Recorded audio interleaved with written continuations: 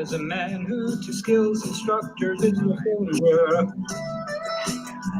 But for a bad instructor, he's a danger. He shows how knowing pies helps change children's lives, and happily helps us find the answers. If you guys are digging the theme song, give us some love. Man, and he'll help you plan the most awesome class you can deliver. Oh man, it almost ended too soon. How about that? All right, thank you so much to Eric for that. Eric's a hard charger in the Skillz Nation, runs probably one of the top spectrum classes in the world. Yes. Hard charging out there. So we put out the challenge for a theme song, and my man answered it. I hope that came through on the video and it wasn't us just staring at each other. Sometimes these things look so good on my end, and I go and watch the replay, and it's like, but there's nothing there. So let's see. Sensei John, tell us what you thought. Did you hear it? Was it clear? Great theme song. All right, so it went through. All right. I know the first time I tried to do that, everybody was staring at me like bopping away, and nobody could hear what was going on. So, all right, so we got a great show today. Now, we're going to talk a little bit about one of the ways that we relentlessly push forward that's really important right now. But first, I have to brag a little bit. I was just sharing this with John. So I've done a lot of calls over the past week or so about people wanting to level up their storm team. So in my storm team, they are certainly not just people that I have help in class. They are, really hard chargers. They're always working on things. We do things like entrepreneurship lessons, and we do job preparation. We've had acting coaches come in to work on their public speaking ability. So our storm team is a really robust program. And you know how as parents and coaches, sometimes we worry that, the things that we're teaching or the things that we're saying we're not really seeing it come out. Yep. So when I was in Florida at Skillz, I got a message from two of my storm kids who put together a business. Now, these kids are all between 9 and 12 years old. They took all the lessons and they put together a business, and we haven't done a parents' night out in probably 7 or 8 months because of COVID. And they took it upon themselves to design a Halloween parents' night out event, completely COVID compliant and everything. And I thought it was really cool. So we're running with it, and they're using it to pay their way to MegaCon next year. So that was really cool, but that's not what I want to brag about. So they formed this whole company, and apparently they've been having daily and weekly staff meetings, training and development, budget meetings. They've got charts and everything.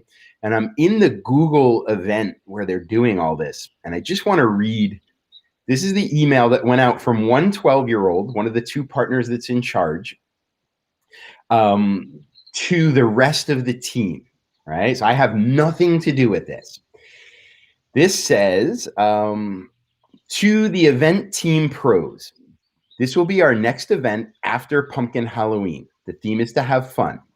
It will happen sometime in November. Let's start planning now so there's no rush. So this time, we're going to step back and let you guys develop the activities. Remember, this gets you points towards ranking up.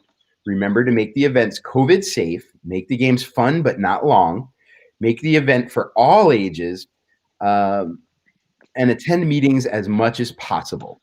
You guys will be developing the public event more in the meetings.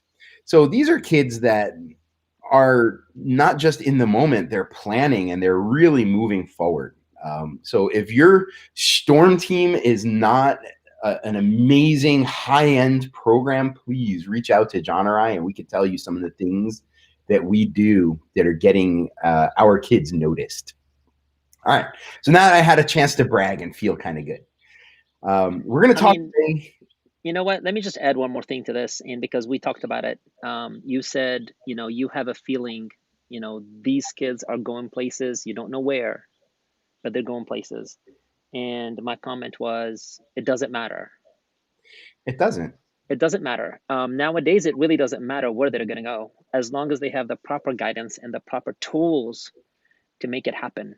It doesn't matter. I mean, you and I, Jennifer, Kelly, Melody, I'm sure a bunch of other people, but I don't know you guys like your past, but we've all went to college. We've got like top end education degrees, right? And where are we today? You know, we went places with our degrees, right? But I think the impact that we're doing now is a lot bigger than the degree that we got. So it doesn't matter as long as you've got the right tools and Mhm. the proper guidance, So you'll are get you places. saying that the skills we learn are even more important than the specific techniques that we use to develop them? Is that what you're saying I there? mean, it's all based on the skills. It's not based on the technique, you There we know? go. I know this grinds people wrong sometimes, but uh, you know, you came out to the studio and which man, I can't wait for this to happen again. And you showed us kung fu, and our taekwondo students saw kung fu from your eyes, right? And you know, each one of them was like, well, it was different, but it was very um it was, well, some of the teens said it was kind of like taekwondo but exaggerated. Another person said it was different, and you know, I learned something new. It's the techniques that we use in class, but it's a little bit more, you know, I don't know, like I can't remember the exact comments because it's been like 6 to 7 months now. But you know, what's the technique? Like your front stance and our front stance, you know, ours is here, yours is there. You know, your axe kick and our axe kick. You know, you tend to bring yours back over here, where we would just bring ours up in here. You know, it, the skill that we do it, how we do it, makes it much more. You know, it's more impactful than just the technique. You know, I had an interesting conversation on one of my coaching calls last night, and we came to the realization that, you know, a lot of us um, initially struggle with the concept of selling um, skills as a program and martial arts as the tool, because we come Yes. from a background that we want to sell martial arts, and we feel like, but people are coming to us for martial arts. And the realization was, through this discussion, people aren't coming to us for martial arts. Why are they coming to us? Because they want their kids to have confidence, lose weight, get better grades, whatever it is. Mm-hmm. We're the ones trying to tell them that martial arts is the way. So really they're saying, hey, do you have any tools to help my kid with confidence? Why wouldn't I turn around and say, well, we do teach confidence, and the tool we use is whatever it is, martial arts or basket weaving or dance, or, you know, skills I is used in mean, a lot of venues. over the years, martial art world has earned the, I guess, the stereotype, or has earned the, um, I'm not sure what the right word here is, but like the fact that we do help the kids with discipline, that we do help kids with focus. You know what I mean? Because you have to be disciplined to be in class. You have to focus in class. And honestly speaking, you know, martial art got the focus concept behind it because back in the days we were, um, I don't want to sound really old, but we were beaten. We were beaten if our stances wasn't right. If we weren't focused on the stances, right? And I don't mean beaten in the wrong way, guys. So you know, again, just I mean, there were amen. times. Hey, I can't remember the number of bamboo sticks that came out, and I can't remember the number of bamboo sticks that was already broken, and it had the little slits, Yeah. and we were still getting like whipped with it, right? That was back 83, 84. Not to give away my age and when I started, but you know, nowadays we just do it with a lot more um, intrinsic and extrinsic motivation versus the beat-in motivation. And that's what your kids got. Your kids got the intrinsic motivation, and the intrinsic part of it was, you know, coming together, putting together this thing because they're seeing their peers, you know, progressing as well. Yeah. Speaking of peers progressing, Sensei John had a stick with his name on it. So speaking of progressing, we're in a time in the world where some people are having challenges because of the times that are, holy 2020, having problems progressing in their businesses and in their longer term life plans or life goals. So one of the topics that we want to talk about today is security. And we don't necessarily mean cameras up on your wall, although, that could help, I guess. Sure. We're talking more about the financial stability and security of your business.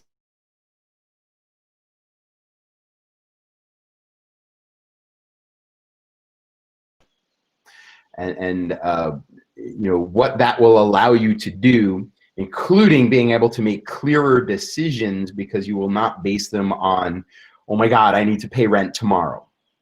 Although that may still happen, we want to make sure that you have the tools in place, just like the kids have the skills and the tools in place. We want to have the tools in place to make sure that we're building some cushion, that we're really looking forward strategically about how we're building our businesses. Now, I'm not even going to get into the conversation of, but it's a martial art and we should never be charging.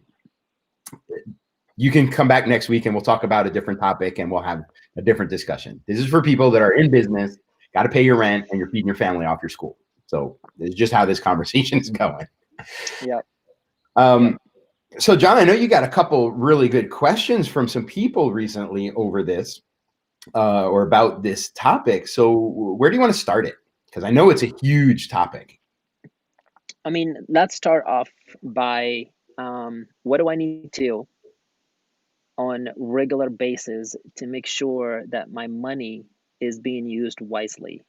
Because some of them right now with COVID, it's coming in, it's going out, it's coming in, it's going out, it's coming in, it's going out. And they're like, by the time it comes in, it goes out, and I have no idea what's happening. Right? So I think that's a big pain point right now for business owners. What do I do to make sure that I'm tracking my money wisely? Yeah, even with this, for those of you going through the CPNS course, you start to learn about the interplay of different brain chemicals and how they influence our decision making. And in polarizing times like this, both politically and socially, what tends to happen is we have this tremendous amount of cortisol in our system that causes, by a lot of stress. And one of the things that I noticed people do on a personal level, and I even caught myself doing it on a business level at first, was you're really stressed and you say, man, I can't think about that right now. I'm just going to go on Amazon and buy this thing, because it gives you a little hit of dopamine and you feel better for a little while. So that's one area to make sure that you are not, having these splurge spends. Now, splurging can be a good thing if done mindfully. Yes. But you don't want to have just unchecked. You have packages coming in every day and you don't even remember ordering them. That's spot number one, because that's a very immediate money out the door. The other area where I noticed, especially doing some of the research for my course, is we learned a little bit about how oxytocin makes us more generous towards those people that we perceive as being in group. So those people that we perceive to be like us or bonded to us somehow. So as we see our friends struggling, we're also tend to be more generous, almost to a fault to them, and making maybe decisions that, while they may or may not be good decisions altruistically, they may be negatively impacting us in a way that we don't even realize. So just watching those mindless spending or impulse spending or gifting habits, I think is going to be a quick thing to look at. Another thing that you guys can do, I know you heard us, or if you haven't, maybe we can redo this episode again about, the profit first method.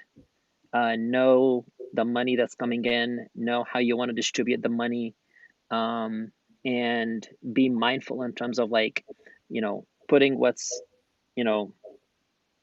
what's for taxes, the percentage goes in taxes, goes in the tax account, the percentage that goes into the owner's account goes into the owner's account, so on and so forth. So that way, if you're bringing in it, for the lack of the argument, if you're bringing in $1,000 a week, what's going out, how you're dividing it first.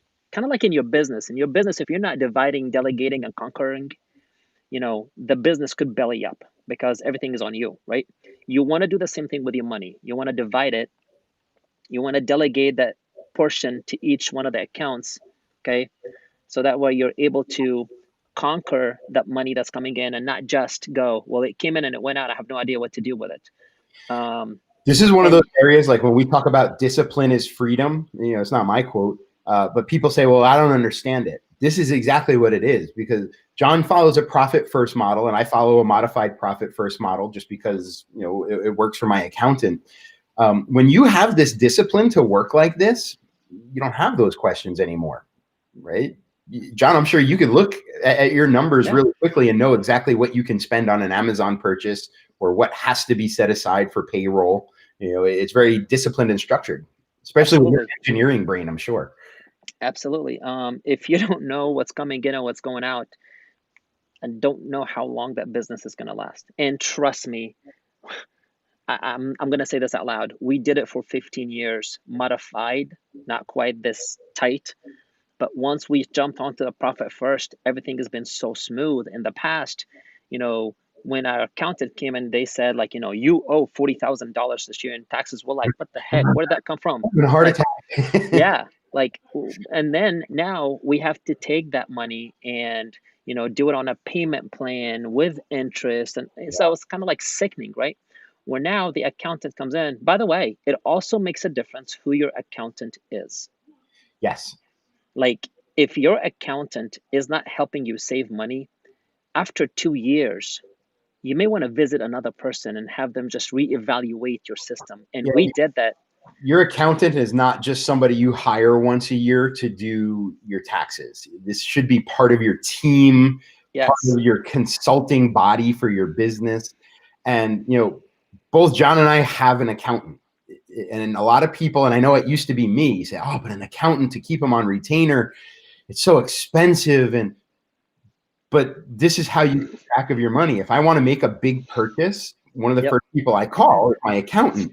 And I say, my accountant's name is John too. I say, hey, John, this is what I want to do. What's your advice? And he might say, okay, let's look at it. Here's the things that you need to put in place in order to do that. Or he might just flat out say yes or no, like, hey, you're not in a position. So paying for that advice, it costs, I think I pay $250 a month or something to keep my account on retainer, and we get a certain amount of 300 coaching. How much? Yep. We do $300 a month and we do nothing. Yeah. So we hand her the books. She takes care of the books. She does everything for us. She'll come back and she'll tell us, we need to make an adjustment here. We need to do this. We need to do that. We're done. I don't have to visit her on we visit her on quarterly basis just because we want to. We are that active, right? But we don't even have to, because the reports that she sends us on monthly basis, it's as easy as, Look, the time savings alone for me sitting down at the end of every day and doing my books and figuring it all out. Now, everything's directly into QuickBooks, and I have a separate, I think it's called HubDoc, where if I spend money, I just take a picture of the receipt and that automatically pulls into QuickBooks. They have a login. They call me when there's a problem or something going right. So I don't have to worry about it. If you don't have an accountant, again, I'm not doing this to sell her or anything, but she is umbrella licensed. So she's licensed anywhere in the US she goes. So if you need somebody that will take a look at yours and, possibly maybe use her in the future, guys, with Zoom right now and all this stuff, we can just have a conversation like this and we're good to go. But if you feel like you're spending a lot of money on taxes at the end of the year, and like you're going like, where's that money coming from? Or like, how is that possible? And in the back of your head, something is not right. Question that, and don't question it for more than 2 years. Yeah, remember, taxes is a gamble. They know what you're supposed to pay, but they want you to figure it out, and they're not going to tell you. And if you get it wrong, you lose everything. It's a gamble, and the house always wins. So you really want a professional on your side helping you every step of the way. So an accountant is definitely one way that you're going to save money by paying some money. I think a financial advisor is right in line with that. And I know there are a couple different types of financial advisor, and some of them charge flat rate, some of them charge commission, and you'll have to explore which method is best for you. There's pros and cons. We've got one for the studio. We offer, for, I guess, the conversation's sake, we offer 401k to our team members if they want to participate into it, because we found out that since we're going to pay taxes, if we do the 401k for our team, it's going to save us money. And at the long term, we don't have to pay those taxes. Might as well pay it to our team, right? Yeah, you're going to pay it one way or the other. You may as well have it, like same way we try to keep business in-house. If I need a plumber, I'm asking my students who's a plumber. I'd rather, I'm going to pay it. I want it going to somebody I actually like. So he set us up, and it's very easy, very simple. But he's also checking in with us on monthly basis, and he just gets a flat rate. So it depends on, who you're connecting with. Know your money and know where the future is. Yeah. And between your accountant and your financial planner, they're each looking at things a slightly different way. Your accountant is looking to make sure all your ducks are in a row, and your financial planner is looking to see how many ducks you actually want to have and help you get there. So they work in tandem. It's not that you have one or the other. Ours have no problem talking to each other. Oh, yeah. They should Nick, Nick, please talk to Christine about this. I have no idea. And Christine knows if she saves us money, she's going to make more money. Yep. Yeah, because I'll have more to invest. Yeah. In fact, financial planning is part of what I get with my accounting package. It's a pretty sizable firm. So they have all this on staff for us. So definitely knowing your numbers allows you to have a lot of freedom, and it allows you to not be in the moment. So, instead of saying, and I'll use like joining Skillz as the example, not that everybody has this same challenge, but when you look at something like joining Skillz and you're like, oh man, I don't make enough money to plop down $400 a month, because you're thinking like right now. If you know exactly what your money is and where it's coming and what the trends and cycles are in your business, you'll be able to say, okay, I want Skillz because I know my neighbor is also looking at it and I want to lock down my territory. I'm going to buy it today, even though I can't afford it. And my accountant has it set so if we need to, we can shuffle some stuff around. And my financial planner has already put things in place so that I can make that money back and then go forward with it. And that allows me today, even though I can't afford it, to afford it. It allows a lot of freedom. Can we take that moment real quick in terms of like affording it? Because, the presentation that I did at the Escape, it was more about like, your wellness skills, and it was broken down to so many scenarios, but success was one of them, right? And we always talk about how we can't afford things. The question here, Michael, is a lot of people don't really sit down and look at their bank account deep enough. That $3.99 per month, which is not going to be for much longer, I promise you guys that, because we're pushing, the limit here. I bet you anything, if everybody sits down and takes a look at their bank account in the last 3 months, and it's always in 3 months window because it's a quarterly window, right? They've probably spent well over $600 to $1,000 a month on materialistic, needless, if that's a word, stuff that they could definitely benefit from by spending it in a different area. Okay, meaning Starbucks, eating out, I don't know, Amazon, stuff that, I just wanted it, dig really deep and see where your money's going. And when you do, instead of saying I can't afford it, let's say, what do I need to do right now to make this happen? What can I do this week to make this happen? So, don't say I can't afford it, because I promise you, you can. You just have to look at the different perspective. I'm going to pop this up on the screen here. There's a popular Facebook thing going around right now. Yeah. In order to waste $10,000 a year, you only need to waste $27 each day. When I was back working in telecom, $27 was my meal budget every day. Going to the deli was $14. Having breakfast was another $8. There's the money right there. $10,000 a year.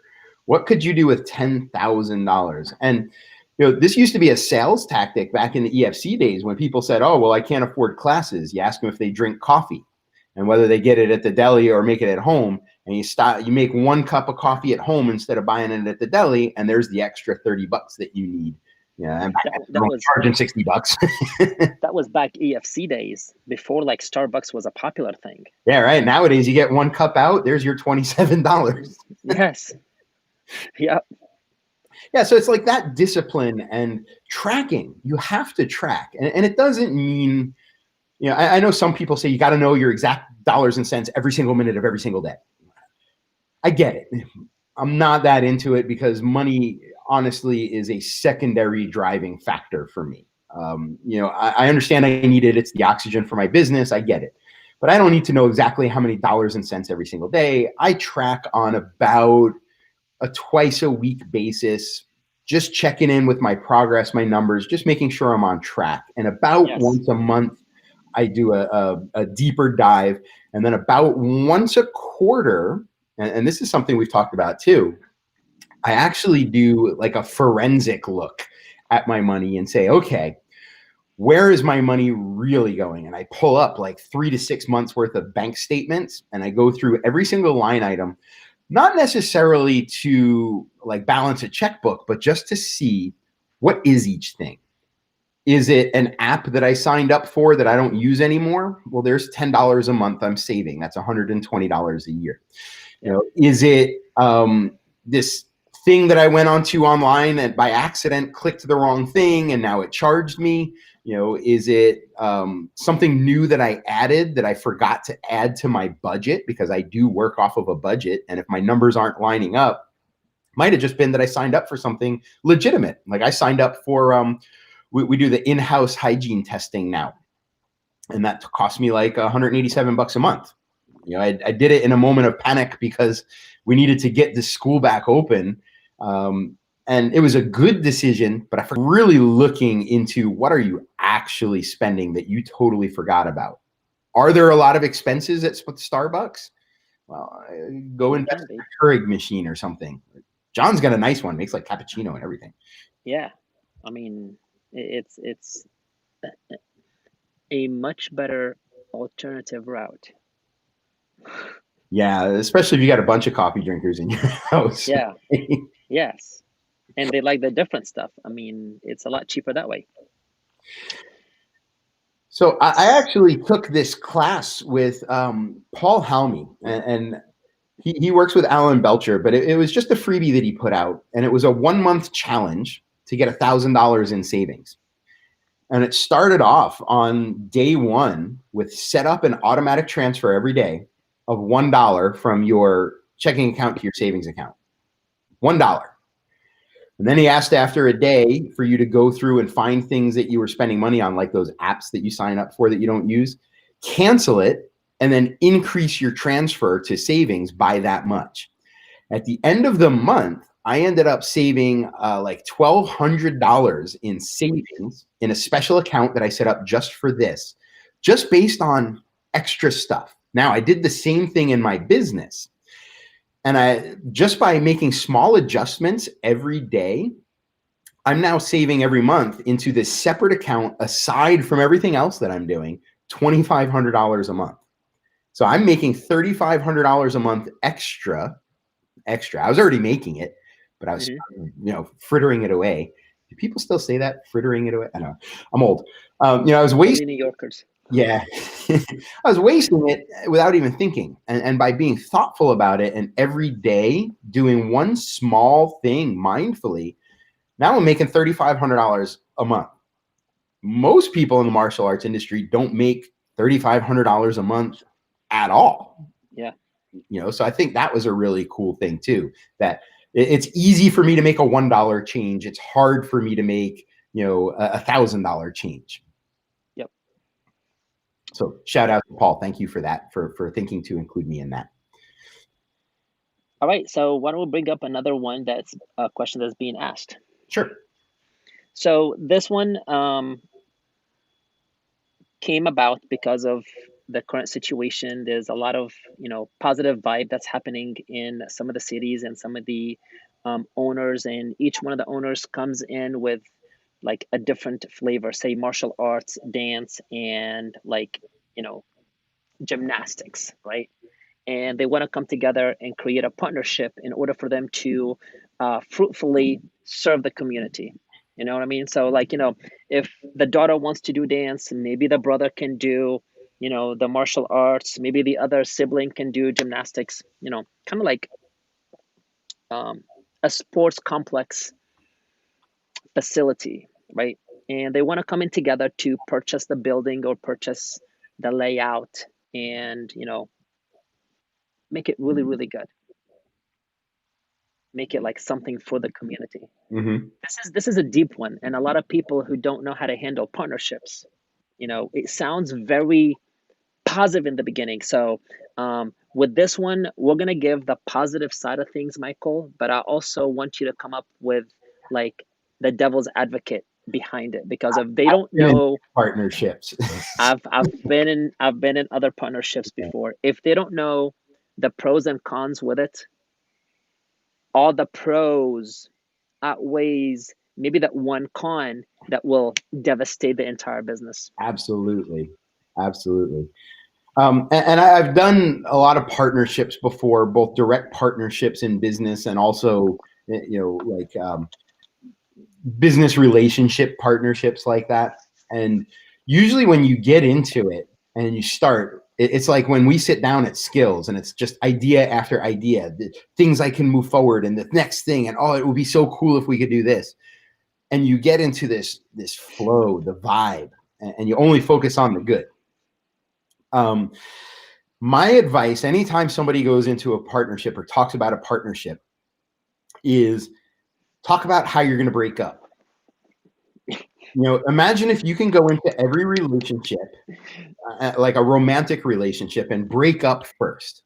I've been in relationships where we've broken up, and the breakup itself is never fun. Don't get me wrong. But I've been in relationships where you break up and it gets ugly. I've also been in relationships where once you're past the initial emotional strife, it's two adults thanking each other for the time and just recognizing that your time together is done.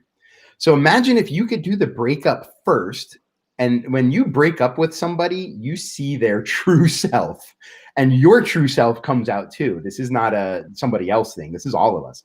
Yep. So same thing with a partnership. I always recommend sitting down and before you do anything, in writing with everybody signed off, preferably with an attorney looking over it, put together the how to dissolve the partnership and who will get what, and like a prenup. Yes. Because it keeps everything friendly. And I've done it both ways, and I can tell you that having everything in writing made it really easy for us to remain friendly throughout the breakup process. Not having it in writing left me on my honeymoon with a partner deciding that he didn't want to do it anymore and taking back his initial investment, meaning there was zero money in the account in the middle of my honeymoon, where, by the way, he was my best man 3 days before at my wedding. So get the breakup out of the way and then put it forward. I'm glad that you expressed it that way, because a lot of times, when we're looking at partnership, we're only seeing the money, we're only seeing the value.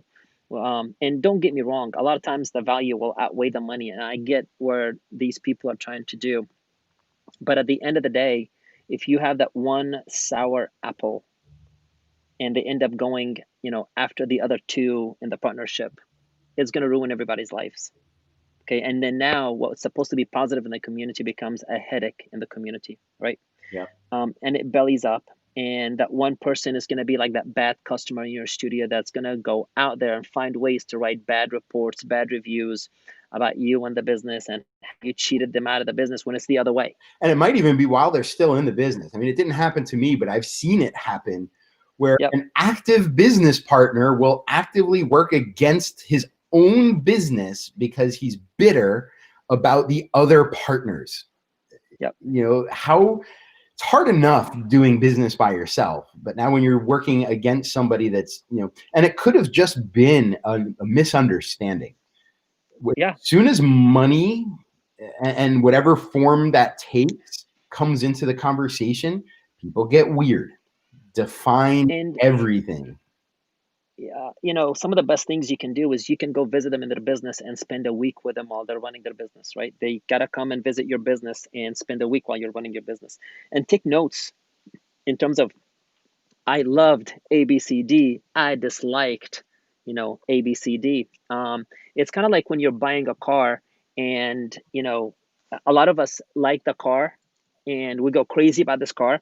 And a week later, after you buy it, you're like, "Oh, man, I don't know, I'm not feeling this car," but you can't return it now, right? It's too late. Now, go rent the car, test drive it for a week. I would much rather spend $1,000 on renting a car, test driving it for a week, than to just go out and buy it. So Yep. think of that business the same way. Think of that partnership the same way. It's, I know it doesn't happen in the U.S. a lot, but a lot in the East Coast, the Eastern civilization, they do a lot of like marriages without the partners knowing the other partner. Yeah, like an arranged And marriage. yeah, arrangement, but they learn how to love each other. Yeah, not liking certain aspects is fine. I mean, Yeah. you're going to have things that you love and things that you dislike, and that's why you're individuals. And Yep. in fact, some of the things that you dislike are probably personal faults of your own, and sometimes that other person fills that fault for you. You know, I think it's also important to look beyond just the money and just the ways that your businesses will support one another, to the culture of your businesses. You know, I mean, we've had it happen in the school where we had a family come in and, you know, they seem to fit our values and we enroll them, and then wham, they smack their kids square across the face in our lobby. Yes. No, that membership is terminated instantly. Yep. Same thing in your business. You love the fact that, oh, I can teach my skills classes, which will help the soccer program, which, you know, and they'll get more dynamic training out of the gymnastics program, and it all works together. And I come in and teach my shiny, happy skills class, and then the gymnastic teacher comes in and berates everybody and has them on a competition diet of carrot sticks and air. And, you know, it just doesn't fit my culture of developing. And I'm being very stereotypical. I don't mean Sure. all gymnastic schools. Again, you got to play the devil's advocate. You got to point out every single thing that's either going to hurt you or help you in that business. It help you in that partnership. You know, I was having a coaching call this morning, and there are people that walk in the door, and, you know, this is one of the ways where we really find out if they're the right fit or not. Everybody, they do their pre-evaluation, right? They chat with the parents, and they have the parents sign up right there, top. Mine is a little bit different. I've learned that the hard way, but it works really good for us. You know, Michael, are you ready to sign up? Does this feel like it's the right fit for you? And you're like, yeah, you know, what do I need to do? Pull up your phone. You see that text message? That is our link. Michael, I want you guys to go home and just, you know, talk it over with Johnny and make sure this is, you know, what Johnny really wants to do. And then you can sign up tonight. First thing tomorrow morning, as soon as I see your membership come in, I'll have the uniform ready for you guys. I love everybody marinating period. You know, there's something to be said for, like, Melody loves, you know, higher aim. But I think that has more to do with getting started in something, you know, and then seeing where it goes. With a partnership, it's like a marriage. Yeah. You don't go get married and then figure it out. I mean, as John mentioned, there are people that do it, but it is definitely, you know, not necessarily the easiest thing to get out of if things go wrong. So a short cooling off period where, it doesn't have to be a year, but you get together and John and I, we want to go into business. I'm going to move to Georgia. We're going to take over the state. Sounds great. All right. So let's think about it for a day or two.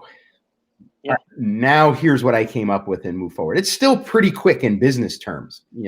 Business terms, a few days is still pretty quick. And for me, when I'm doing this with a parent in the studio, I understand it's going to be a partnership. Parents coming in, signing up with me, it's not just like, oh, I'm serving them. No, it's a partnership. You have that partnership with each one of your members in the studio. You're going on a bigger level. You're going on partnership in a business format. So the one other thing that I like to advise people is this: look at how they manage their house, their internal relationship with their own house, because that tells me a lot about whether I want to be in partnership with that person or not. Now, I'm not necessarily talking about divorces. I'm not necessarily talking about past relationships. I'm talking about like their financial house. I'm talking about their, how they raised their kids, right? Because again, if I want to make that proper connection in terms of what Skillz is all about, right? I want to make sure that they're on the same lines as I am as a child development expert. So let me ask you a question, because you raised some good points there. When I look at partnership with people, I do look at their personal lives to a certain extent. And I do it more to get a broad picture of the person, not to judge any one thing. So like, sure. I've been divorced, so I understand that things happen. Oh, yeah. I also understand that sometimes businesses fail. I don't hold any one thing against anybody like that. But as we look at somebody, what are some of the red flags that are not just, oh, well, it was a bad relationship and they had to split ways? Well, what are the red flags for you? Like if I proposed partnership with you, sure. What's a red flag that would totally turn you off, or at least make you think very critically about it? So the first thing I'm going to do is I'm going to come and visit you in your business. Okay. Okay, because if I visit you in your business and I walk in, what is the experience I'm going to get as a customer? And kind of like we were talking, or I was presenting in the conference, what is that Disney experience that I'm going to get when I walk in? Because if we, as partners, if I don't feel like we are meshing correctly, then there's going to be constant battling. And it's not so much as meshing as in the scent of the place, but like, do we have this? Are we in the same alignment of what we're going to do? I don't think it has to be the exact same experience, because you've been to my place and we have a different experience. But I think the thought, it's more the zen. Yes. The thought behind it, and the fact that you do have a process, first of all, and it's not you sitting behind a desk, used car salesman, and everybody that comes in, versus a thoughtful, well planned out experience. Are all the bags, aligned the same way? Are all the little pads put together the same way? And it doesn't have to be so perfect, but is there a room and a spot for every single thing, right? If I like that format, next thing I'm going to do is I'm going to try to find ways to maybe bring you over to my house first. And because I'm going to want to come and visit your house first. Now we're going to go a little bit personal. We're going to get a little bit deeper. Again, when you're getting in a relationship, do you sleep on the right side of the bed or do you sleep on the left side of the bed? Because that could be a breaker upper concept. Sometimes it's those little things that make things go south. You just can't stand the way that he chews with his mouth open, and you want to murder him in his sleep. That's the thing. And then everything else stems from that and just cascades. Now, guys, I know we're kind of like, I don't want to sound like we're nitpicking, but be very mindful, be very open-minded when it comes to partnership. And I'm going to give you my experience with a partnership. A guy came to me, he said, my gosh, man, this is how I got into kickboxing. Even though I ended the relationship, that partnership, I still continued in kickboxing. He wanted to open up a kickboxing studio, but he can't quite afford the building. I wanted to open up a martial arts studio. I can't quite afford the building. At the time I was 18, he was 32. Okay, he was one of England's top fighters and he moved to the States because of a sour relationship, divorce. I was stupid. I was 18. Like, what did I know, right? So he came to me and said, man, I found this great building, 3,000 square feet. All it's going to cost you is $300 a month. And the total cost is 600. You pay 300. I pay 300. The landlord takes care of the light, the water, and everything else. I was like, 300 a month. That's easy because I know how many students I'm going to bring in. Guess to come to find out, about 6 months later, because he was out of town and I was supposed to pay the landlord my portion of the rent. The total rent was $300 a month on that 3,000 square foot facility. He was pocketing everything. He wasn't paying rent. I was the one that was paying the rent. And then when I went to the landlord, I said, here's my portion of the rent. Here's the $300. He goes, what you talking about? The whole rent is $300. I was like, oh, thank you very much. Makes me wish I could find a spot for $300 for 3,000 square feet. Yeah, that was back in the day. That was 1991. Yeah, in a very small country town in Tennessee. Yeah. So, in essence, this is also a reflection of the things that we see in our own business. So we've all been frustrated by the fact that, one parent comes in and you do this wonderful enrollment process and they go, we love it. I have to go home and talk with my spouse. Or even more frustrating, oh, we love it and I definitely want to sign up, but his dad and I are divorced and dad has to pay half. So how can we make it so that he pays half and I pay half? And we know nowadays, I don't get involved in that. I say, all right, this is what the bill is. You decide who's paying, and then you decide amongst yourselves how it's getting handled. So, from that side, I want everything cut, dry, clearly delineated, explained, expressed, and in writing. On the opposite side, if I'm going in on a partnership, I also want everything defined, clearly delineated, both people knowing, and I don't want to be that person that allows the other spouse to go in and get all the information. If I consider that we're reversing a divorce process here, right? Yep. We're already two separate entities and we're coming together. I want to be part of everything. Now, I understand that, using the analogy of John and I, John has different strengths than I do. And I have different strengths than John does. So John may do most of the talking when it comes time to talk to the landlord about money, but I want to be there listening because I'm not a dumb guy. I just know that John has a better grasp on it. And when it comes time to maybe expressing the impact we're going to have in the community's kids, maybe I'll do the talking on that. But John wants to be there and he understands it. And John's not a dumb guy, but maybe, English is my first language. So I might have a better grasp on it. And, be involved. Well, I mean, you and I did it this week with a situation that kind of came up. Oh, yeah.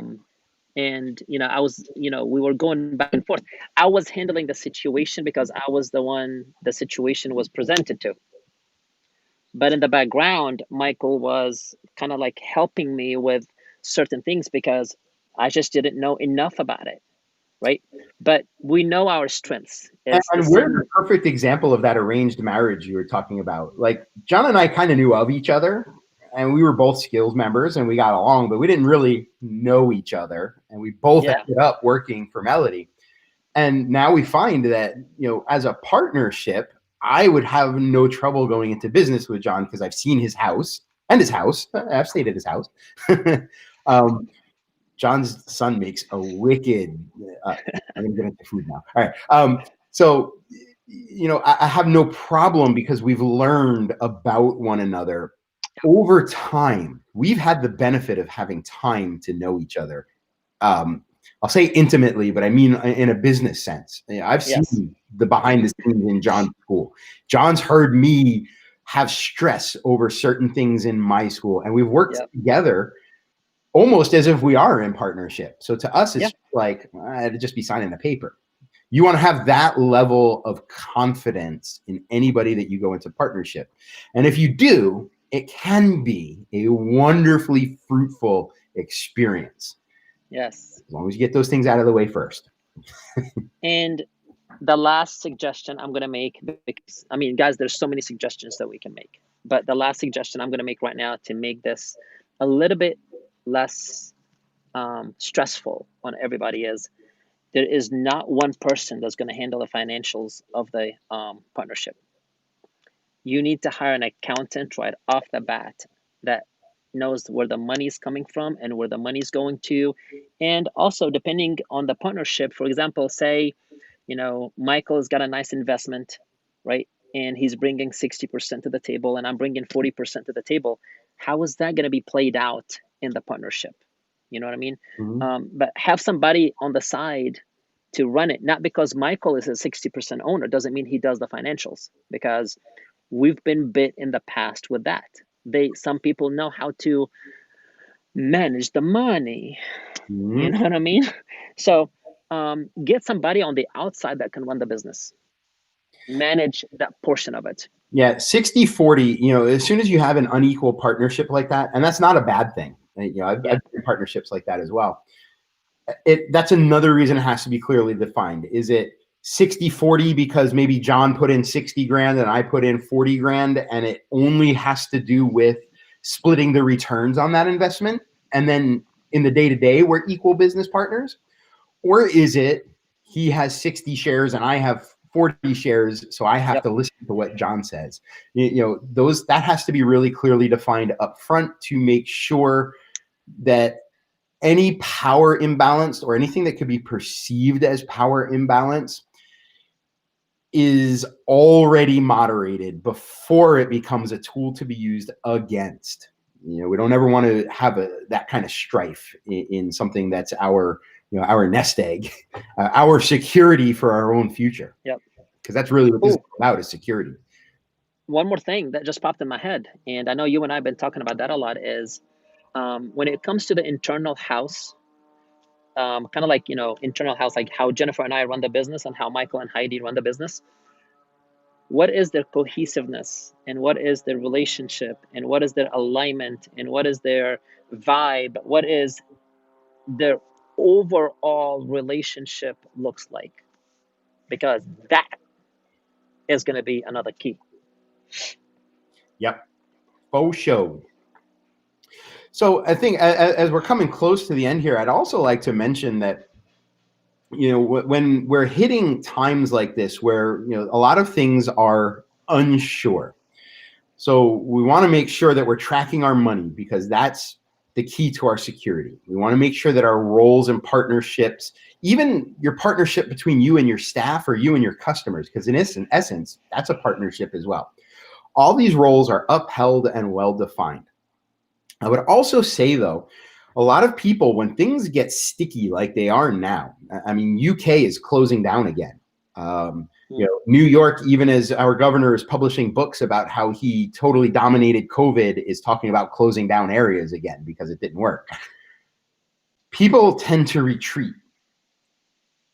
Retreating is defensive and it feels secure, but there's no place else to go. So unless you already have the water, food, and toiletry reserves to hunker down and weather a siege, retreating is not the place to go. There's a very famous Marine general that said, we're not retreating, we're just charging in the opposite direction. You want to be relentlessly on offense. We've talked about this before, and this includes things like, if what you're doing is on hold because the government said you can't do it right now, that doesn't mean stop doing anything. It means look at other opportunities. The average millionaire has something between 7 and 11 lines of revenue, of income. Some of it passive, some of it active, some of it somewhere in the middle. So think about what are the things you can do to make revenue. And they might not be directly, well, I'm a martial artist. What else can I do? Okay, well, you can consult. Let's talk. Yeah. Let's talk. And by consulting, I don't necessarily mean in the martial arts business. You have expertise that is valuable elsewhere. I've written blogs about what your boss wants you to know about self-defense that will make you a better employee. So why aren't you consulting with businesses to talk to their employees about things like this, like being secure in your job? Find ways to invest in passive income. So I invest a lot in micro lending because I have an emotional tie to it because it's how I opened my school. So now I'm getting something this year like a 15% return on my investment, which is compared to a savings account where you're getting maybe 0.05. That's a pretty good return. Maybe not as good as some higher risk things, but it costs me a few dollars a month and it only multiplies. And then because of compounding interest, eventually that line of income will be in the thousands, tens of thousands, hundreds of thousands, millions, and it's fairly passive. So look at all the different ways that you can create small trickles into the river of your income. What's up, Mr. Graziano? Just joining the call. Future pediatric ninja specialist, future certified pediatric ninja specialist, not just the regular plain old ninja specialist. And that investing also goes into you. So a lot of that stuff went around about, if you haven't learned a new skill or start a new business during lockdown, then you wasted your time. I don't buy into it. I'm not a big fan of guilting people into success. However, if you're feeling stuck, sometimes the best way to secure forward motion is to learn something new. And it doesn't have to cost you anything. Go hop on Coursera or go through some of the old posts in the Skillz group. And by learning new stuff, it builds your momentum. And momentum is probably one of the biggest things you can do to secure your future. Success doesn't come from stagnation. If you're stagnant, you're not even staying status quo. You are actually falling behind because of things like inflation and science coming out with new information.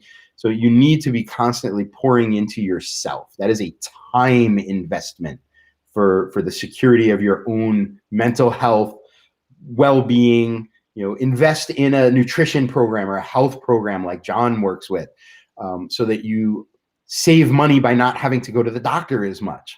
All these little things are important and they do add up in your flywheel of life. Yep. And it again, a lot of the stuff that you're going to realize yourself investing into are things that will align with your current business just because of how that path would lead you. So there is a lot of different ways for you to secure your financial future. It's just a matter of you sitting down, piping down every little detail of it to make sure that you're have the mental stability, because at the end of the day, it's all about, how this works up here. One of the ways I look at it, as a Kung Fu guy, I'm always thinking about legacy, and the ghosts of the ancestors are always whispering in my ear, like, who's the successor? I look at my business kind of the same way. Who am I going to pass it off to? Now, it might be someday that I pass it to a student, or that I pass it to an up and coming, like maybe one of these kids that's doing this storm team stuff. Right. I might pass it to one of them. I might sell it to a perfect stranger. Yep. I want to look at, when I pass it off, what's the value and the future of that business as an entity? Because really, I'm trying to secure that value. Now, I may never pass it off. I may teach here until I drop dead on the training floor and they prop me up in a corner, still holding my Zen stick to, encourage people to sit in horse stands. But it's what's that legacy of my business? And is my business legacy secure? Is it going to be something that if I sell it to somebody, it has return, first for me in the sale and second to them in the future? If I pass it to a student, is it something that will enrich their journey from student to high level instructor? It's not always just about business. Or, if I die there, when I get up to the pearly gates, maybe, or wherever it is that we go, will I be satisfied when I'm asked to measure my life against the weight of a feather? Will that be something that my ghost can look back on with pride? That's the security that I'm looking for. Not necessarily will my lights be on tomorrow, although that's part of it for sure. Yep. All right. So we are right here at time. I hope you guys got something out of it. Remember, the biggest thing to do is the smallest thing. Out of all of this, Pick one thing that you are not doing, one small thing, and do it. Remember, I made myself $3,500 every month by starting with $1 a day. I picked a small thing and then rolled with it. So I encourage you guys to do the same thing. In the middle, by the way, that was back in like April, in the middle of the lockdowns. Still able to find that. That's deep. Yeah. I like that. And I'm glad it's there now, because if we go into lockdown again, I don't have the same saving resources in a lot of the other areas that I did the first time. So now I have this other stream that I created for myself. Thank you, Nice. Paul. Nice. Say it again. Thank you. All right, guys. All right, guys. Well, it's Wednesday. You know, the week is not over yet. If you have any questions or you need any help, you know, let us know. For sure. Thank you, Jason. If you want to know how my storm team is doing this stuff, I've gotten so many questions. As soon as I can get through my PNS course over the next week or two, I'm going to put together a storm webinar of how I've taken my storm team to Storm 3.0. And that will also become very quickly irrelevant, because I know Melody is starting to re-examine how she looks at storm team, and she functions at a higher level than I do even.